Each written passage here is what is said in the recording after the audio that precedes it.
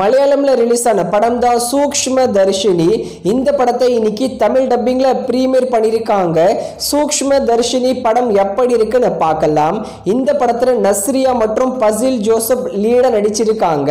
இந்த படத்துடைய கதை என்னன்னா, மைக்ரோ பயாலஜி படிச்சுட்டு வர நஸ்ரியா இவங்க ஏரியால என்னவெல்லாம் நடக்குதோ அதை வாட்ஸ்அப் குரூப்ல ஷேர் பண்ணுவாங்க இவங்களுடைய ஃப்ரெண்ட்ஸுக்கு. அதே ஏரியால ஃபசில் ஜோசப்பும் இவங்களுடைய அம்மாவும் குடி ஏறுறாங்க. நஸ்ரியாவும் ஃபசில் ஜோசஃபையும் அவங்க அம்மாவை ரெகுலரா பார்ப்பாங்க. ஆனா திடீர்னு ஒரு நாள் எதிர்பாராத விதமா ஃபசில் ஜோசப் வீட்டில் அவங்க அம்மா காணாம போறாங்க.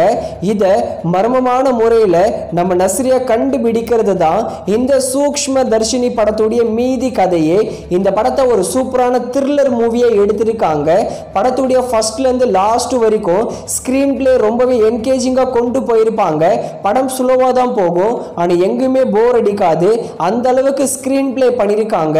ஒரே வீட்டில் தான் அந்த படம் ஃபுல்லாவே நடக்கும், ஆனா ஒரே வீட்டில் ஒரே செட்ல சூப்பராகவே எடுத்திருக்காங்க. இந்த படத்துல நஸ்ரியா மற்றும் ஃபசில் ஜோசப் இவங்க ரெண்டு பேருடைய பெர்ஃபார்மன்ஸ் ரொம்பவே சூப்பரா இருந்தது. ரெண்டு பேருமே பெர்ஃபார்மன்ஸ்ல வேற லெவல் பண்ணிட்டாங்க. குறிப்பா கிளைமேக்ஸ்ல ட்விஸ்ட் ஒன்று வரும். அந்த ட்விஸ்ட் அன்பிரெடிக்டபிளா இருந்தது. ரொம்பவே அன்எக்ஸ்பெக்டடா பண்ணாத மாதிரி ஒரு ட்விஸ்டா இருந்தது.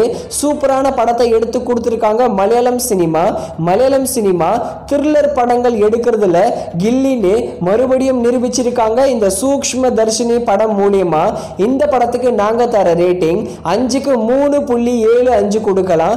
அதுக்கு ஏத்த தரமான படம் தான் இந்த சூக்ஷ்ம தர்ஷினி.